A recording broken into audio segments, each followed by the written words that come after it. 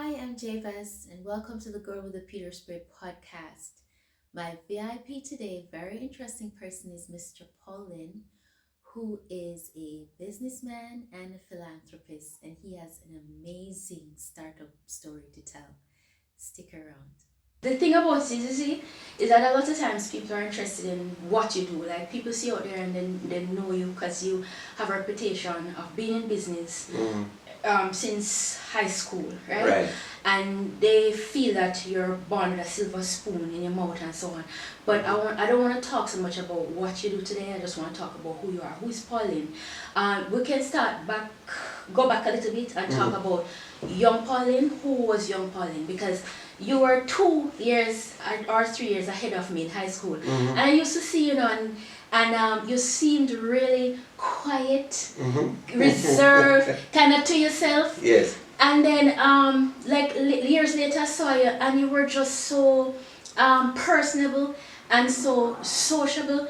Totally different picture from what I had from high school. So let's talk about young Pauline. What were you like? Well, I think there's this perception that I was, as you said, born with everything all laid out for me. But I think apart from the historical facts that would say otherwise, as it relates to the journey of my own parents, I think my life began to take shape around early 70s, late 70s.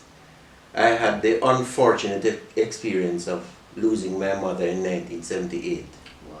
From a cancer that is, the success rate of treating it today is pretty good. She was diagnosed in 1970 with Hodgkin's lymphoma. And by 1978 she met her demise. Wow. Now, in 1978, I would have witnessed my father struggling with the illness from 1970 to 78. And I would have witnessed him working away, presumably trying to earn enough money to see what he could do for her. Wow. In terms of treatment. Yeah. But by 1978, when she died, in February, he would continue working in a shop in his grocery store, and I basically was left to the community to raise me. Really? Yes. Wow. So I think that my personality really developed deeply by a community of people. I would have been influenced by the workmen on his construction sites. I would have been influenced by church where my uncle would pull us every Sunday. Really? Okay. Even though we didn't want to go as children. Yeah, same here. But relate. I would say that I would have had some influence there. And by and large, the people who would come into the grocery store, you would develop your character traits based on those who you saw in the store. So it was a mixture of persons. We would have lawyers shopping with us, but we would have the taxi men who would park in front of the grocery store there too. So it is a blend, it's a melting pot of all those personalities. My mother was absent out of my life. And so, and my own personality developed through those means. So it is what it had influenced me, and what has really humbled me to realize that life is more than what people see. Multidimensional. It is deeper than that. So my personality really evolved out of that through the hands of time. My father was a very tough man, and one of the things that happened too was in my father and his brother Keith. So you had Keith and Pat. You would know them from Sanford Supermarket, Right. Sanford Especially Grocery. Keith. Keith would have been the Who was the baker, the baker? florist, Right. and eventually he ended up operating Anthurium Restaurant, which was the Chinese Yes, restaurant I of the remember day. Ethereum, But he would normally want to tell us to stay in the shop. So go and help your daddy in the shop is the sort of thing with him. And in 1983, he had a heart attack. And so Keith did. Wow. So the doctors told him that either he closed the restaurant or he's going to end up dying. So he eventually decided to close it down. Now, in about 84, my father had begun to have conversations with me about coming to help him in the shop. Now, I remember I had a great friend, who is still around. His name is Kenny Graham. And he used to have a buggy. And he would drive it through Spalding's, and on the back of it were many girls. and I would look at that now, and my father tell me, oh, I want hold on, let me stop you. Which buggy? The van buggy? The VW. So it had a cutoff. The Scooby-Doo van? Yes. No, not the Scooby-Doo. This one is one that had it was a topless, they had cut it. One of those. They tailor-made it to make it have a topless thing. But I remember it vividly, driving through the town. Kenny was driving, and he would have 3 or 4 girls hanging off of it. So when my father said in about 1984 that he wanted me to join him in business, and from there I could think about nothing else except joining him in business. So even the day of my graduation in 1985 from Knox, I didn't even stay for the dinner.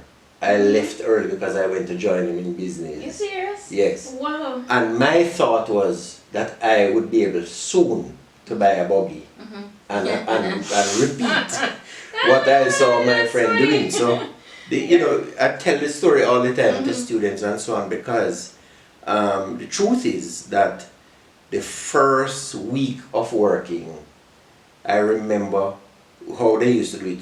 Uncle Keith, who was the bookkeeper, would make up the payroll on a manual payroll system. And they would my dad would put the money in the envelopes, and on a Friday evening they would call the staff. And I remember the names vividly, like Olga Sinclair, Paul Smith, Charlie Smith, Oliver Mitchell, but there was no Pauline called for pay. You never got paid? So the first week came and I got no pay. And I said, oh, he's going to pay me fortnightly. The fortnight came. No pay? No pay. But to be clear, Uncle Keith was the cook, so I would get I would get meals. Breakfast, lunch and dinner? No, I don't think I would get 3 meals, because my uncle lived on top of the store. Dad lived elsewhere. We lived elsewhere, so we would eat breakfast at home. But Uncle Keith would prepare, we would eat at 4 o'clock roughly. So food was not a problem. Then, I said, fortnight came, no pay for Pauline. Then I said, okay, I worked it out, he's going to pay me monthly. Right. So month end came. No pay. No pay. So I said, oh, you know what? I'm going to get quarterly pay. So I waited. There's one thing to be said about you see a glass half full. Yes. So I worked it out and I waited. And quarterly came and still no Pauline. Wow. So I said, okay, I finally figured it out. I'm going to get a share of the profits. And so at the end of the year, the auditors came, the external auditors came, and they went upstairs and they would spend a whole day. And I said, okay, they're collating the books to determine the profits and then determine my share. And they would have left, and then I would have waited, because maybe Uncle Keith trying to figure out where he's going to get the money from, cash flow wise, to pay me. And I would hear nothing about it. In those days, one of the things that was known is when you get a pair of shoe, whether you bought it at what was then barter, or you got it from in a barrel, or somebody coming from America brought it in their suitcase, is that you repair it. So after about 2 years working without pay, but getting food, the shoe, I brought it to Mr. Times, who was the community shoemaker. And he said to me, don't bring it back, it can't fix after this one. I've done all I can for you with it, so you have to get a new pair. Now, shortly thereafter, it started to bake bread.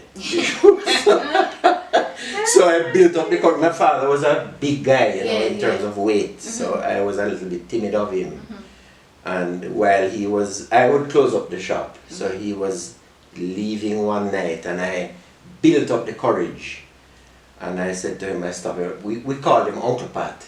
Uncle Pat and Uncle Keith. So I said, Uncle Pat, I need to talk to you.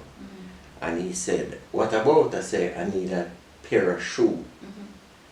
And he looked at me and rolled out his eyes and said, boy, money hard for work. Carry the shoes to me sometimes. And he just walked past me. And I pulled down the shutter, sat on the floor and bawled my heart out. And I then realized that I would be beholden to him forever if I didn't do something about it. So that then sort of opened the door to my journey into accounting.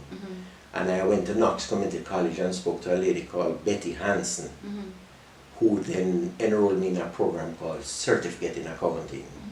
I must tell you that the relationship between my dad and I got very bad. We were not on speaking terms. We were sitting around the breakfast table, not speaking to each other. Eventually, my aunt, so I got through the certificate in accounting program, and I was an excellent student. Accounting was sort of my passion. And I realized this is where my passion is. So I did very well in that program, and then I got enrolled in a program called the Association of Accounting Technicians. And the relationship got even worse with my dad. So an aunt of mine, my favorite aunt, on my mother's side, and my only remaining aunt, Auntie Gwen, she was living in Canada.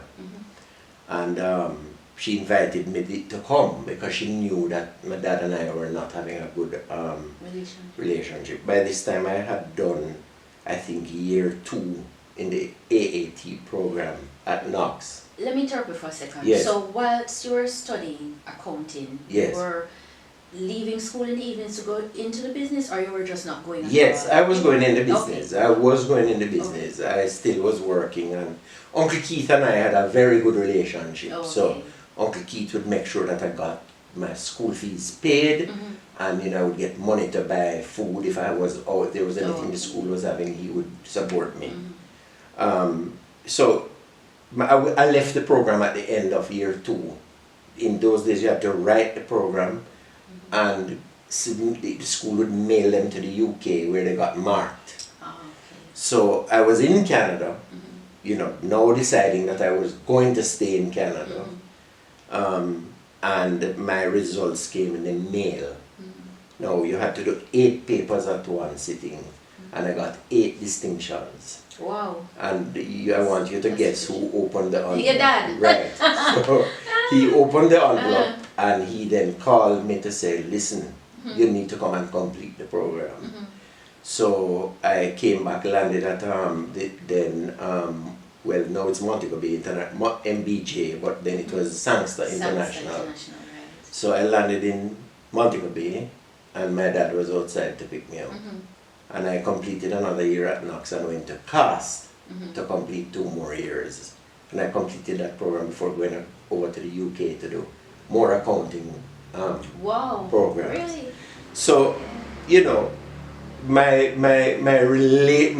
whole personality is rooted in a community, but was fertilized through those experiences right to the UK and back, where I got my first job with the same auditor who was our auditors at the school, who went upstairs to check on the books, and they were there. So that was my first job with a company at East Street called Dewar and Company. So that was on my return to Jamaica.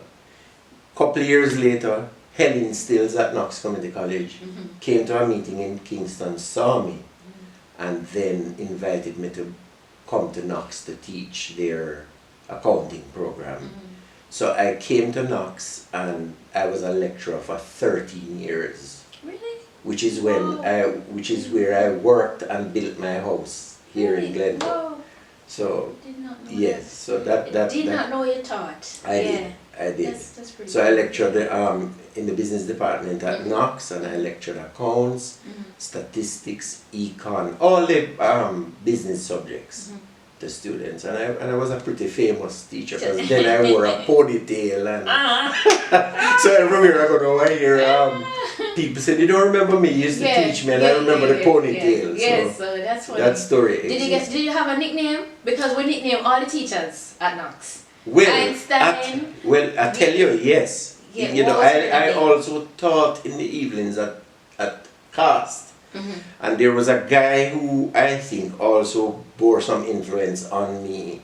I remember him vividly. He was about, I would say, 5 feet 3 inches tall. Very short guy from lecturer from Africa, which is this popular place in Africa. I'm trying to bring it to mind now. It's not Nigeria. Nigeria. Okay. Nigerian lecturer called Ahmed. Professor Ahmed. And I recall he used to teach taxation. I recall Professor Ahmed coming to classes without only 2 pieces of chalk in his hand. And he would write, no, taxation, in the year I learned it, you had to know the Finance Act in the UK of the year before, because it would be examined in the current year. And Professor Ahmed would come to our taxation classes, and he spoke 13 languages, so you would have to listen to him carefully to understand what him. he's saying, yeah. But when you wrote what he said, it was perfect. So I was fascinated by him, and I love taxation. Even to this day, I'm a tax specialist. So, you know, they used to call me Professor Ahmed Jr. You know, so, you know, I love taxation. So I earned that taxation nickname but from Professor Ahmed coming out of the Cast days, which is now UTech. That would explain your how detailed you are. You're very meticulous in terms of like planning, and you're strategic in what you do and so on. Right. Yeah, and so I can see where that discipline comes from. Like your dad,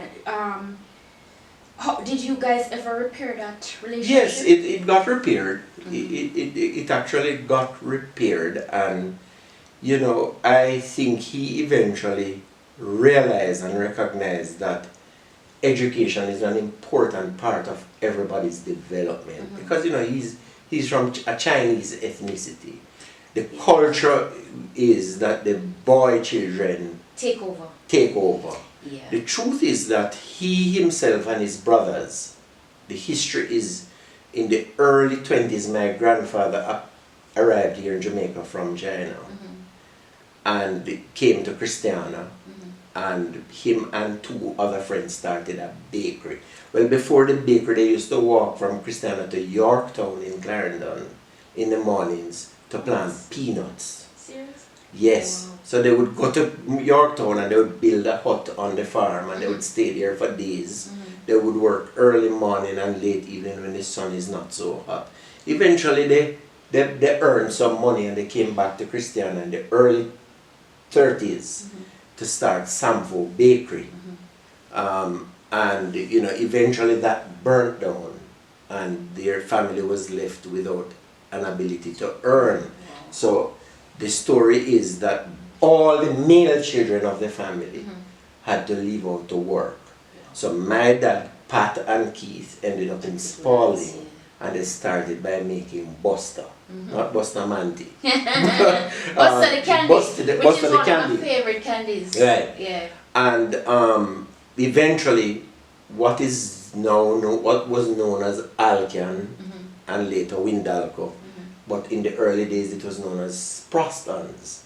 And the story is that there were many workers from these parts, including Santa Hill, Sanguinetti, who would ride their bicycles down to Alcan to work. So both my uncle and Keith and Pat, they would get up in the mornings early and make breakfast. So they had a little cafeteria and they would make breakfast, and that would be then bought back, given to the people who would ride the bikes to Alcan to work, and then they would, when they get paid, they would settle their accounts at Samford cafeteria, and then they moved over into supermarket business, which they operated with me and some parts of it for 60 years.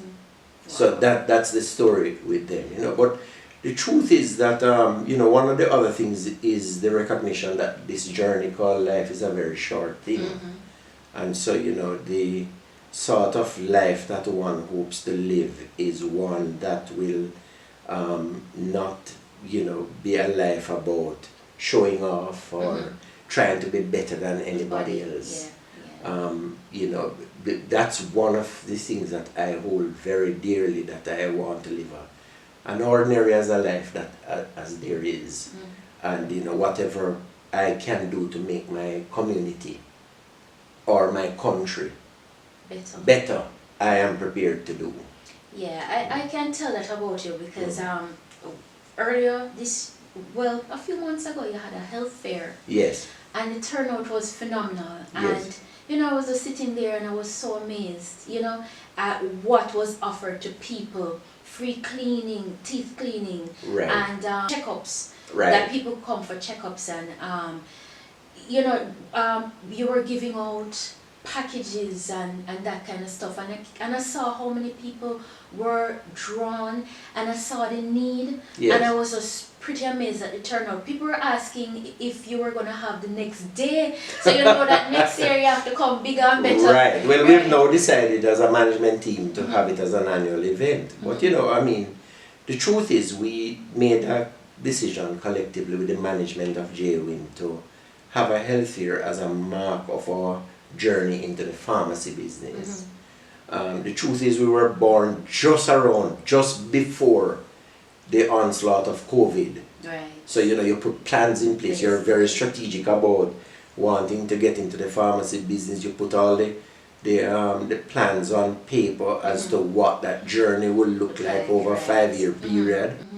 We saw some opportunities in it to include rapidly getting approved to do the COVID testing for the people who were traveling. So that sort of sustained us, because apart from the protocols that you had to observe, you know, and they were very strict about them, the reality of it is a new business in an incubation stage, going through what the theorists call the valley of death, which is the first 3 to 5 years, right? and to have an epidemic hit you At that time, it was a rough, it was a rough sort of activity to deal with. But you know what? I benefited from that. Yes. Because the thing that I liked about JWIN Pharmacy, you see, is that you think outside of the box. Yes. And that's what I like, because being at home during the pandemic, you're on lockdown and so on, and then some people don't have transportation,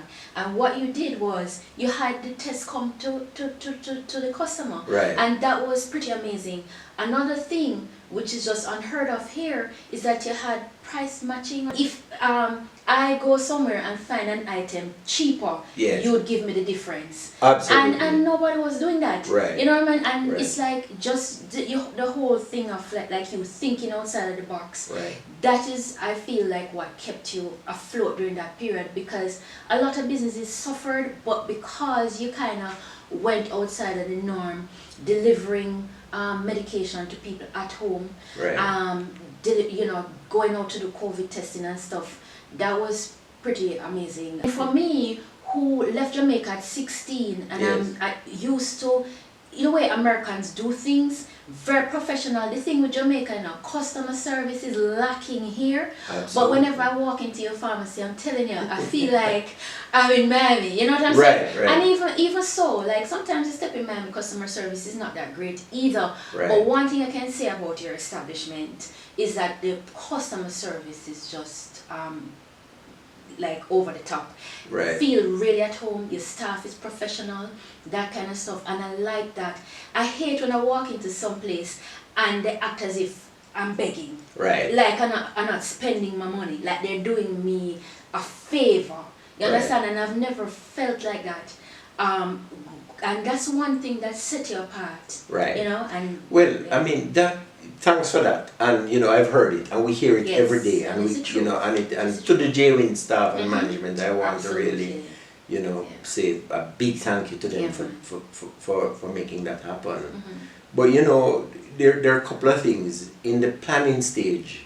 We recognize that we would have to come up with some unique differentiation strategies. Right, you have to set yourself apart. Right. Because there are a lot of pharmacies yes. around. Yes. Yeah, and then you have some that are there for 35, 40 years. Yes. So how do you come in as a newbie and set yourself apart? That's right. kind of hard to do because remember, they have their loyal customers, you know. Absolutely. You understand? So our location was not the best, is yes, not the best. And it is not the best. And secondly, we are upstairs, which right. makes it that we have a disadvantage. Me for one, I like climb stairs. Exactly.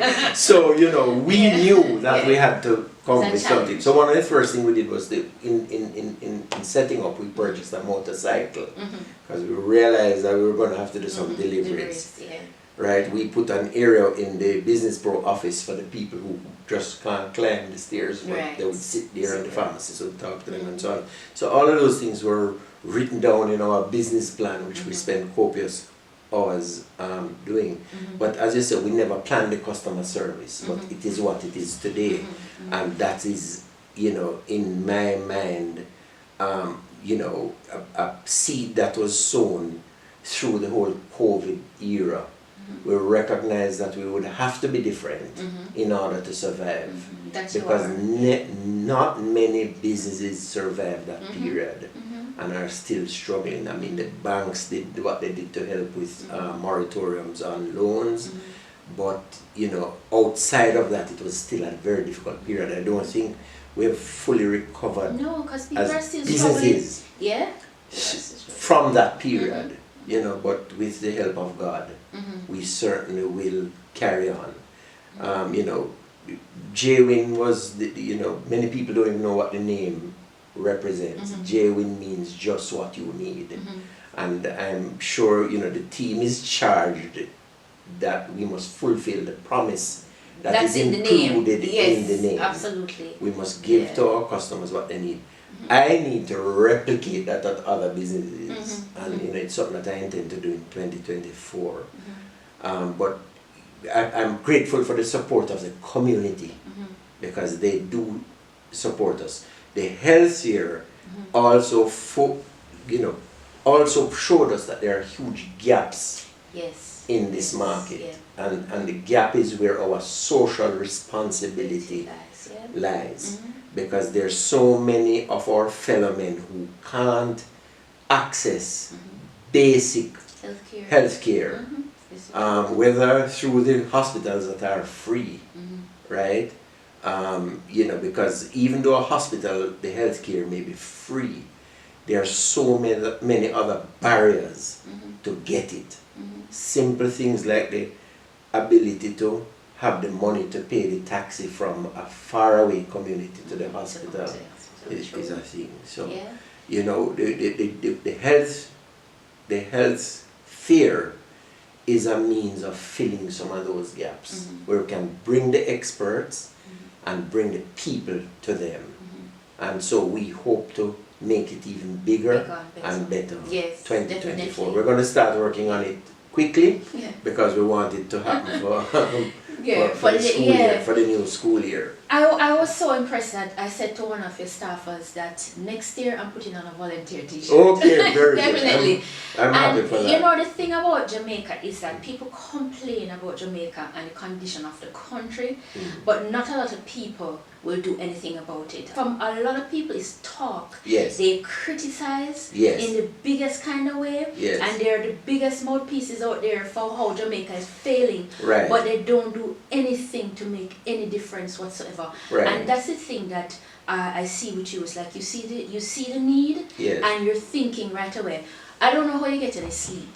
Because I feel like your mind is constantly going, Yes. thinking about what else you can do. Right. And I know you have a new business that you opened after J-Win. Yes. That says Samfo Meats. Yes. Right. Yes. Keeping with the name Samfo. Yes. I feel like, and that was a good move because people trust the name Samfo, long time Right. name Samfo. And how is that going? Well, first of all, let me go back a little bit. I don't subscribe to the view that Jamaica is failing. In fact, I think, you know, I am more Because you said hopeful it about the has future half full, now yeah. than any Than time before. Yeah. I mean, I think the future is in our hands, and we just need to fertilize it to get it to where we need. So, you know, the concept of Jamaica failing, I'm never going to be subscribing to that. Yeah. You know, I am a positive person. You know, I tell my staff there are two sides to every road. There is despair on one side and hope on the other. Yeah. And I will never find myself Subscribing on the despair side. No Yes, matter what yeah. the odds, Circumstance, yeah. I am going to be on the hopeful side of Yeah. life. Yeah. Now the Samfo Meats, yes, that has worked very well for us. I must tell you that when we started the whole construction of the building and so on, I mean, the criticisms were heavy. First of all, people terms of wondered what, the about location? the location. Right. You know, they thought that I was mad to have gone and built something there. Right. Most geniuses. So, you know, Are and I considered was mad. physically Yes. involved in the Yes. construction. I mean, I Okay. have videos of me mixing concrete Really? there. So Okay. Okay. the truth about it is, you know, you have to look. There is a favorite quote that I have that says that vision is the ability to see the invisible. And I think that I have That's- some of that. yes. And it has been, as I've told you before, it is rooted in the way that I have been grown. Because, you know, I'm circumstance. born out of circumstance. I like to think about the practicalities of life. And I know that, you know, I know where the gaps are. I can see them. And I, you know, try to fill those gaps when I can, given the circumstance. So Samfo Meats, location was thought to not be ideal, but I knew it was. And, you know, when we started out, we would have been seeing about 13 to 15 customers per week. Wow. We're seeing 4,000 customers per week now. What? So, wow, that's pretty amazing. yeah, you know, and the potential is just there to grow even more. In terms of the location, because everything is just jammed up in the town. Yes. When I realized you were building there, I thought it was a good spot. Right. Because I for one don't like the jam, yeah. Right. So I thought it was ideal. Now, people want convenience, yeah, but so where it might be not so convenient, in one aspect, it's convenient in another. Yes. Because then people can come out of the crowd and the town. You understand? Because Right. I don't like that. I don't Right. like being jammed up like that. And you have adequate parking, Right. all of that. Yeah. Right. So yeah. As you said, there now it has, that sort of activity has now created its own trouble. And so, you know, one of the problems we have is our customer service is not good there. Because, you know, when you're seeing so many persons, It's hard. it was never designed. Nobody even And thought Jamaican that people, it you know, was- Jamaican Yes. people not easy. you know. Right. Jamaican people right. are not the easiest to deal with. Absolutely. I'm telling you, absolutely. you have to be kind of really strong and tough to deal Yes. with some people because they come at your hand Yes. and nobody complain. I mean, if they're spending $1, Yes. they want the best and they complain about it. So it's kind of hard to deal with 4,000 people coming in Right. and then having that quality of customer service. Yes, but we're going to be working on it, and of course we have some experience in the J-Win, as you have just Yes, described. Yeah. So, you know, one wants to learn what we can from them. It's a different model, it's a different kind of business, and we want to implement what we can from what we've learned there. Yes. The other thing is that we never really intended to end up doing any retail. So now we have to adjust. So it may mean additional construction, it may mean some changing around stuff, but we're going to be looking at it and we constantly study it. And having been in there myself for 20 months, day in, day out, 7 days per week, I've now learned a lot, and I'm still learning. You're still learning. Right? So that being said, I intend to address it in 2024. Yeah, and the thing about it is, when you're dealing with so many people, it is hard. But the thing about it is that it's the little man Yes. that builds your business, you know. Absolutely. Because those people, you see, once you have loyal customers, Yes. come hell or high water, they're going to support you. Absolutely.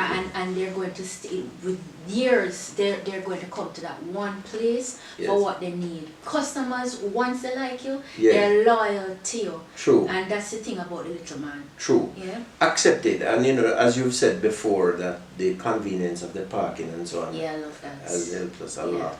Yeah. And I think there has to be a recognition going forward. And I've written nationally about this. I wrote, I think, 3 letters of the day in the Gleaner about the whole Christiana needing a new town. Yes. I mean, definitely. there's no question about it. I mean, when you go into, for example, the police facilities that are there, the justice facilities, the courthouse, Christiana High School, which is still on the shift system, there's no question. And when you look at what is available in terms of land and space in the town, Very there limited. has to be great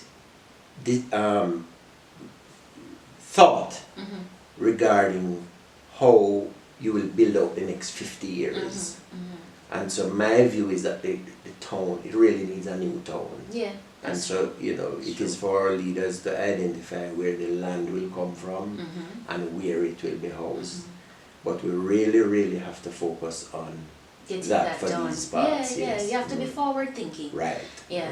Right. Listening to your circumstance and how you grew up and all of that, and I'm thinking of young people out there now who are struggling. They don't see any hope. They don't see how they can make it. Yes. And another thing is that a lot of them are told that they'll amount to nothing in life. Right. And the thing about it is that sometimes when you're told that, because you have 2 types of people. It's half empty, half full. Right. The glass half empty, half full. So you have some people who are told that they're amount to nothing and they believe it and they hold on to that. Yes. And they never make it in life. Yet you have some people who are told the same thing and yet they rise above. What would you say to those young people out there now listening and hearing you talk about your success and how you came about, and they're being told that they'll never amount to anything, there's no hope? What would you say to those young people? Well, I would tell them the 5 things is that my life is wrapped around 5 strategy pillars, I want to call them. And one of the first one is that you have to have a vision. And I mean, without some thought as to where you want to be in 10 years or 20 years, one really cannot move. So I would say to those youngsters that you have to have a vision, right? The next thing I would say is that you have to set big goals. You have to be audacious. In these times, and I think the young people, in a sense, these days have that within them. The TikTokers and the vloggers and so on, and the bloggers. Yeah, they're just doing it a different way. They're doing it a different way, and we have to accept that, it. It's a generational shift. Yes. It is the reality of the time. AI, those things, right? Yes. The next thing is that you have to ignore the naysayers. Right. Because if you don't, as I told you before, You won't make it. I remember we had bought a sunk pump for Christiana, because when we dug out the foundation, it was just water from everywhere, and we put a pump in and it was pumping it out on Wildman Street, and the people would pass and they would say, "Mr. Lynn, a swamp you have there, man. It's a swamp land that nothing can build this out, it have a wash away." And so you have to just ignore the naysayers. You have to say, don't listen to it. Yes. So I'm saying to the young people, ignore the naysayers. The next thing is that you have to work really hard, because the truth is, that Denzel Washington says, hard work works. Yeah. And I believe in it. Yeah. So if you at 3 a.m. some mornings I'm still at the store or in my office or in my study at home or reading something or thinking about As you say, it's the mind working 24/7. And lastly, but perhaps most important, you have to give back. Yes. If it's not even, if it's to your church, Yeah. to the school that you went to. I am Yes. now a member of the Knox College board. The community, I'm a member of the Citizens Association. If it's your church, you have to give back. You have to give back to God who has given you all blessings these and blessings, yeah, right? yeah. So this is what I would say to Gratitude. It's young about people. gratitude. We're really they have to have a vision and set goals and ignore the naysayers and work hard at it and give back, and they will succeed. Because as I said before, this country is blessed. We've come a long way. We are a people of great vision. That's true. Right. That's true. Because you know, when you drive on the streets in Jamaica, everybody run their little business. Everybody have a little hustle. So it's we're ambitious. We're an ambitious people. You know, sometimes opportunities are not there for schooling and such. Right. But Jamaican people are by nature ambitious. You have a few who don't want to work. They see what you have and want that. Right. But for the most part, Jamaican people we're survivors. We're ambitious. And everybody's, if it's even from your own land, and you can pick some fruit and sell that and whatever. So we're hustlers. Right. Yeah. I mean, there are some cultural barriers that we have to overcome. Definitely. And we need, for example, to make it easier for people to own assets.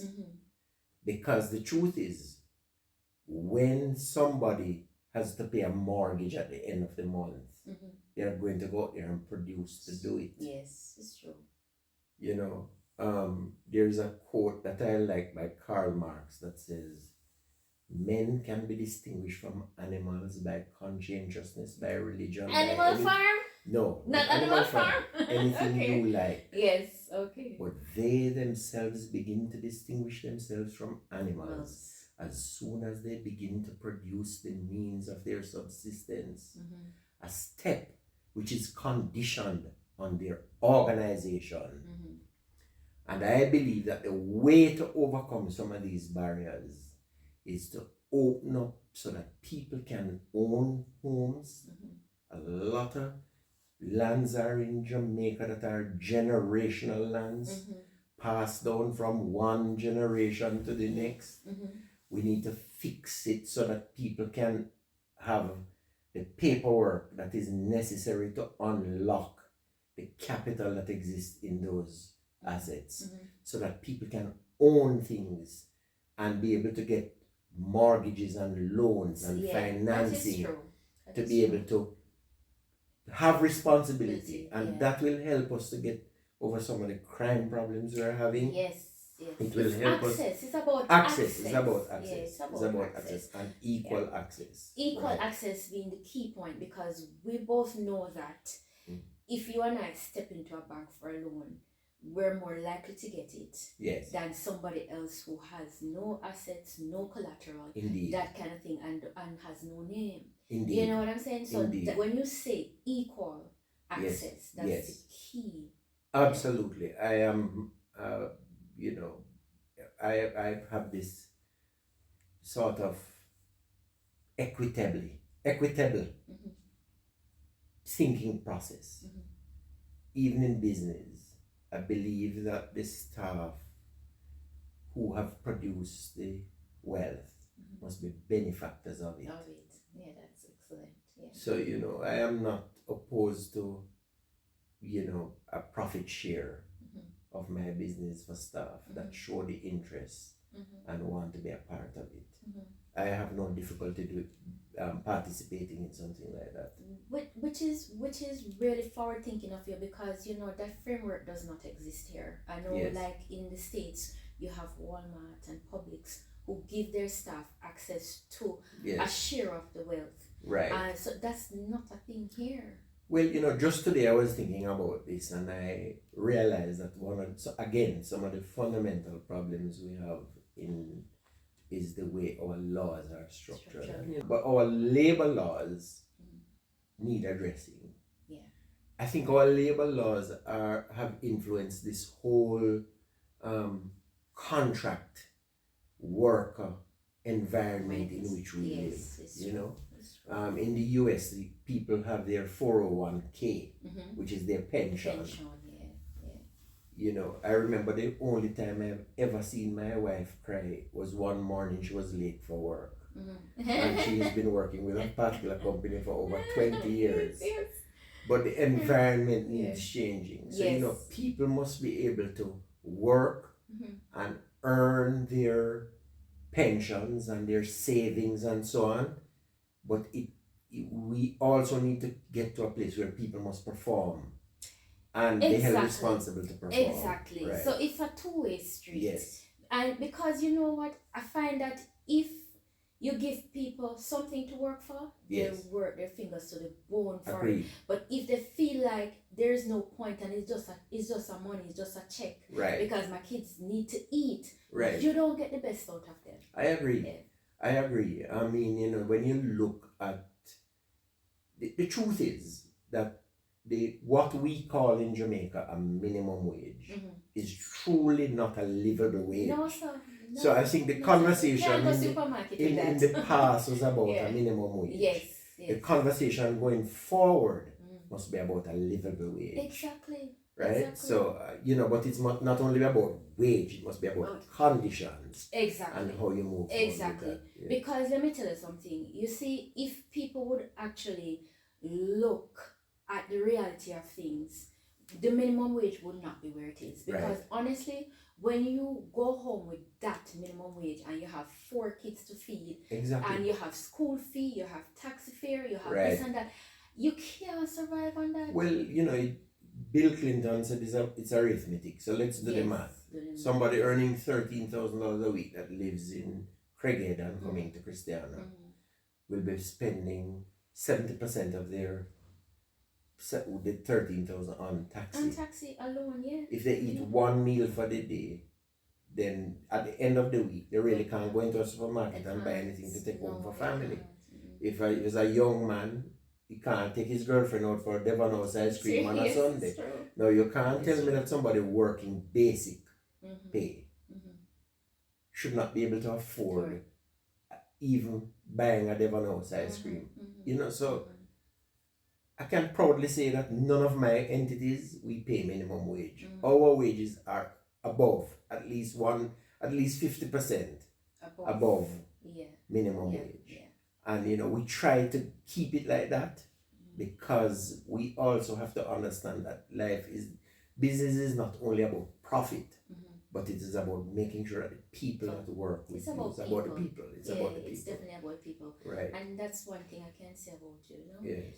Is that you actually care about the people. It's not about your bottom line. Yes. You know, that's the thing. So well, I know that you're very busy and you have to get back. Yes. And I want to thank you so much for coming. I just want to say, because we talked about Uncle Keith and Uncle Keith's cake. I know, I promise you. I'm going to film it. I don't care how busy you are. Do not forget my cake. And I hear you like the plain cake. Listen, I like the plain cake. Yes. I like the round cake. Yes. I like anything. And listen, and please, when you're sending my things, don't give it to no puss. All right. Don't give no puss what if you carry. All right. It's not going to reach. I tell you that. I tell you, I must tell you that you know, that in itself is a history, you know, because the truth is Uncle Keith was such a good baker. He was. You know. I have to tell you, my last Uncle Keith cake was when I was about 7 or 8. Yes. And I can taste it now. I can imagine. So I'm telling you, the cakes were just amazing. Yes. Any pastry that he made was amazing. I wasn't a food person. His food was very good. Right. Because I went to a wedding that he catered. Yes. And the food is just amazing. Yes. But I'm a sweet tooth person. I love candy cake, anything like that. And I'm telling you, Like I'm just thinking about the cake you promised me, and I don't care how busy you All are, right, you all try right. and make I that have cake. my kitchen counter is now lined out with Yeah. cake pans that are lined. Really? Okay, So good. I am Yeah. planning to, and Totally. I am going to see on Christmas Day what I can do. So Alright, I'm that holding promise you. will be I'm filled. Will be holding you filled to this that year. promise. This year. I'm holding you to that promise, and thanks Yes. so much for stopping by. I really I- appreciate you taking time out of your busy day. I want to thank you very much for that. If you like the program, first of all, let me ask you. So that's a wrap. You don't want to Right. add anything else. That's a wrap. Yes, that's all right. That's a wrap. Until next time, there's gonna be a There's part much, two. much more that we can discuss. Part 2, but, part 3. you know, Yeah, but you can come back and I would love to anytime. at some point tell you about some of the challenges that I have faced Yes. in life. I'd like to hear To about include that. the kidnapping of my son, Oh, which Lord. was a big Wow. thing, and Yeah. COVID, You have which to was come on a back. I'll You come have to come back because you know what? Yes. For you to be sitting Yes. here and you're smiling, and for you Yes. to just keep pressing forward. A Yes. lot of people are struggling in life and they don't know how to navigate that. A Yes. lot of people don't make it, and a lot of people think that the best way to just get out of their situation is to just end the situation. Right. And we're about giving people hope, Very and good. you're a walking example of what hope looks like. So Yes. I'd love for you to come back and talk about that. I will, and thanks so much for bearing with me. Yes. And with my long-winded. No man, I comments. like to just sit down and listen to you. I could sit down and listen to you for days. Okay. Yeah, so okay. don't feel no way about that. Yeah. All right. Thank you. So yeah, thanks so much. And if you like today's program, please hit the like button, subscribe, and hit the notification bell so you can get notifications as to when we have more programs. Thank you.